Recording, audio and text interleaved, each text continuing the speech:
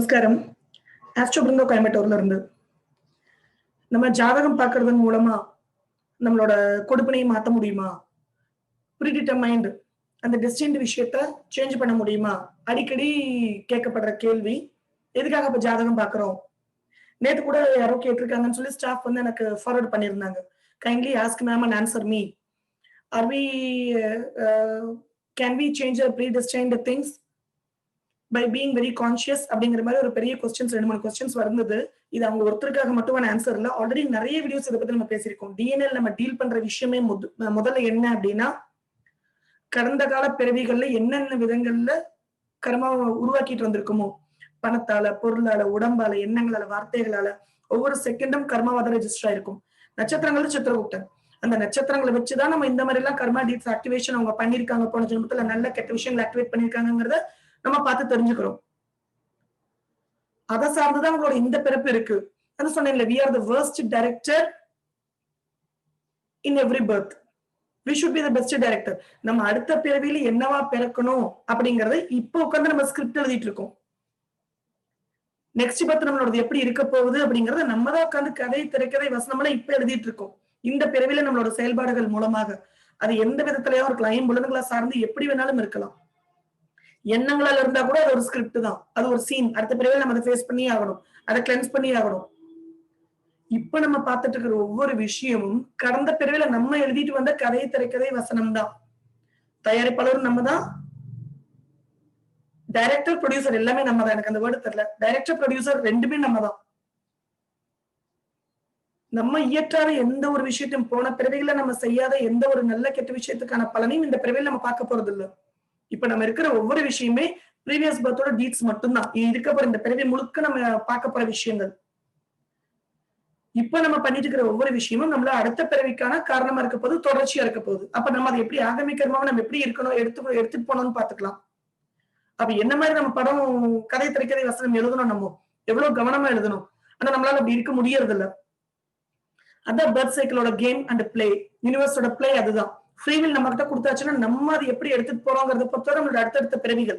இது நாள் வரைக்கும் எனக்கு 41 இயர்ஸ் ஆகுது. இப்ப வரைக்கும் நான் என்னெல்லாம் பண்ணிருக்கேன், குட் அண்ட் பேட் டீட்ஸ், இதுக்கான பலாபலனை நிச்சயமா அடுத்த பிறவிகளை நான் ஃபேஸ் பண்ணுவேன். ஒரு 80% extreme good deeds, the best deeds பண்ணிருக்கேன். அடுத்த பிறவி அந்த அளவுக்கு பெஸ்டா இருக்க போது. ஆனா 20% எக்ஸ்ட்ராடனரி வர்ஸ்ட் டேமேஜ் கிரியேட் பண்ணிருக்கேன். அதுக்கான பலாபலனையும் அடுத்த பிறவில நான் பார்க்க போறேன். எந்த விதத்துல உருவாக்கி இருக்குமோ அதே விதத்துலதான் அதை நம்ம பார்க்க போறோம். வேற எந்த விதத்திலயும் இல்ல. நம்ம ஒரு நெகட்டிவ் ஒருத்தருக்கு செஞ்சுட்டு இந்த ஜென்மத்துல உங்களுக்கு தயிராலையும் பாலாலையும் குளிப்பாட்டி தங்கத்தால் அபிஷேகம் பண்ணா அந்த நெகட்டிவ் நலிஃபை ஆகுமா? கிடையாது.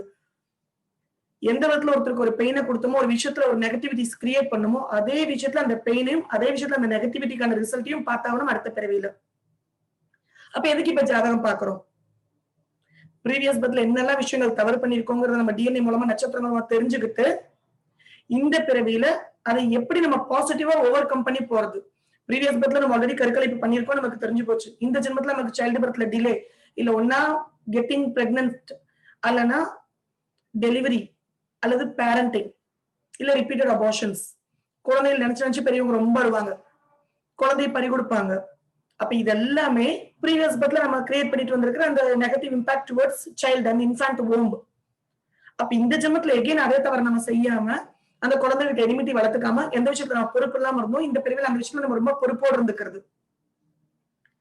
ஊராங்குழந்தையில கவனிக்கிறது, கேர் பண்றது, நம்ம டியூஷன் எடுக்கிறது, டீச்சரா மாறுது, கன்சல்டன்ட் அட்வைசர் கைடா மாறும்போது அந்த விஷயத்தை நம்மளால ஈஸியா ஓவர் கம் பண்ண முடியும். நிறைய பேரை பார்த்திருக்க, ஜாதகத்துல பார்த்தா கருக்கலைப்பு ஜாதகம் அப்பட்டமா தெரியும். ஆனா அவங்க இந்த ஜென்மத்துல கருக்கலைப்பு அவங்களுக்கு ஆயிருக்காது. கொஞ்சம் சங்கடம் குழந்தை பிறப்புல, இல்ல பேரண்டிங்ல லீஸ்ட் கனெக்டிவிட்டி குழந்தையே இல்லாமையோ இல்ல ரிப்பீட்டட் அபார்ஷன்ஸோ கொடுக்காம பேரண்டிங்ல பிரச்சனை கொடுக்கும். ஏன் அப்படின்னா, ஒன்னா கல்யாணம் பண்ணிக்கிட்ட ஸ்பவுஸ் கொஞ்ச நாளைக்கு டியூஷன் டீச்சரா இருந்திருப்பாங்க, காலேஜ் லெக்சரா இருப்பாங்க, ஸ்கூல் டீச்சரா இருந்திருப்பாங்க, இல்ல இவங்களே அந்த வேலையை பண்ணிருப்பாங்க இந்த பிறவியில. அப்ப என்னன்னா அதோட நெகட்டிவ் இம்பாக்ட் கொஞ்சம் குறைஞ்சு, ஏன்னா நம்ம எங்க நான் தப்பு பண்ணாலும் அங்கேயே போய் நான் கரெக்டா கை வச்சிருக்கேன், அதை பாசிட்டிவா தொடறேன். அப்ப அதை ஓவர் கம் பண்றதுக்கான சப்போர்ட் நிச்சயமா அந்த கிரகங்கள் செய்யுது, இந்த நட்சத்திரங்கள் தருது. அதுல எந்த மாற்றமும் இல்ல. ஆனா ஒரு பிரச்சனையை ஃபேஸ் பண்ணணும்னா கண்டிப்பா அதை ஃபேஸ் பண்ணி ஆகணும். அதோட சிவியரிட்டி கூடுறது குறையிறது மட்டும். அனஸ்தீஷியா போட்டுட்டு நமக்கு ஒரு சர்ஜரி பண்றதுக்கும் அனஸ்தீஷியா போடாம டைரக்டா ஒரு விஷயத்த நமக்கு சர்ஜரி பண்றதுக்கும் வித்தியாசம் இருக்கு இல்லையா? ஆனா அந்த மாற்றம் நம்மளால கண்டிப்பா உணர முடியும். ஜாதகத்துல அபார்ஷன் ஆகல, சைல்டு பர்த் எந்த பிரச்சனையும் இல்லைன்னு கேட்டாச்சுன்னா உடனே ஸ்பவுஸ், கணவனோ மனைவியும் கிளாஸ் எடுத்திருப்பாங்க ஒரு குறிப்பிட்ட காலகட்டமாவது. பால்வாடியில ஒர்க் பண்ணிருப்பாங்க, கிரீச் ரன் பண்ணிருப்பாங்க. அப்ப இதெல்லாம் நமக்கு வெளியில இருந்து பார்க்கும்போது ஒருத்தருக்கு உங்க ஜாதகம் மட்டும் தான் இது பல ஆயிரம் ஜாதகங்கள் பாக்குற அந்த அஸ்ட்ராலஜருக்கு அந்த வித்தியாசம் ரொம்ப அப்பட்டமா புரியும். அப்ப அடுத்த பிறவி நம்மளோட எப்படி இருக்க போகுது அப்படிங்கிறதுக்கான கதை திரைக்கதை வசம் இப்ப நம்ம கிரியேட் பண்ணிட்டு இருக்கோங்கிறத மட்டும் நம்ம யாருமே மறக்க கூடாது. இந்த பிறவியில பாக்குற நம்ம எல்லா விஷயங்களுக்குமான காரண காரியங்கள் ப்ரீவியஸ் பர்த்ல இருந்து எடுத்துட்டு வந்திருக்கோங்கிறதே நம்ம மறக்க வேண்டாம். அதனாலதான் இவ்வளவு நல்லது பண்ணியும் எனக்கே இப்படி நடக்குது, அது எனக்கு மட்டும் எப்படின்னு சொல்லி ஆல்ரெடி ஒரு வீடியோ நான் போட்டதே நம்மளோட கேள்விகளுக்கு ஒரு விடையாதான். யாருக்கு உபதேசம் பண்றதுக்கோ போதிக்கிறதுக்கும் நான் வரல. பிராக்டிகலா நம்ம டே டு டே லைஃப்ல பாக்குற விஷயங்கள், ஏன்னா நானும் ஒரு சராசரி மனுஷி, பிராக்டிகலா டே டு டே லைஃப்ல பாக்குற விஷயங்களை தான் இங்க உங்ககிட்ட ஷேர் பண்ணிருக்கு, ஒரு அவேர்னஸ் கிரியேட் பண்றதுக்கு தானே தவிர ஒரு கட்டத்தை மாத்துறதுக்கோ ஒரு விதியை மாத்தி எழுதுறதுக்கோ இல்ல. அது பிரபஞ்சத்தால மட்டும்தான் முடியும். அந்த பிரபஞ்சத்துக்கிட்ட எப்படி பேசணுங்கிறதுக்கும் ஆக்டிவேஷன் டெக்னிக் உங்களுக்கு ஆல்ரெடி லிங்க் ஷேர் பண்ணிருக்கேன். லா ஆஃப் அட்ராக்ஷன் எரிக் ஹோர்டுது, மாஸ்டர் ஸ்ரீ ஆகர்ஷ்ணாவோடது. லா ஆஃப் அட்ராக்ஷன் யூஸ் பண்ணினோம் அப்படின்னா மிராக்கிள் நடக்குது. அதுவும் பிராக்டிகலா செக் பண்ணியாச்சு. நிறைய ஒவ்வொரு விஷயத்தையும் செக் பண்ணி அது ஓகே டன், ஒர்க் ஆகுதுன்னு டிக் பண்ணியாச்சு. அது யாருக்கெல்லாம் அந்த கனெக்டிவிட்டி ஏற்படுதோ, பிரபஞ்சத்தோட யாரால கம்யூனிகேட் பண்ண முடியுதோ அவங்களால மட்டும் தான் உணர முடியும். சில விஷயங்கள் உணர மட்டுமே முடியும். அதை எக்ஸ்பிளைன் பண்றதுக்கோ இதாங்க ப்ரூஃப்னு எடுத்து காமிக்கவும் முடியாது. ஏன்னா எப்பவுமே ஒரே வார்த்தை என்னன்னா, கண்டவர் விண்டிலர், விண்டவர் கண்டிலர். உணர்ந்தவங்களால அதை சொல்ல முடியாது. சொல்றவங்க யாரும் உணர்ந்திருக்க மாட்டாங்க, அந்த அளவுக்கு வெளிப்படுத்த முடியாது. அதான் முன்னாலே பெரியவங்க சொல்லிட்டு போயிருக்காங்க. Thank you so much, guys. Astro Brindha again from Coimbatore. Love you all.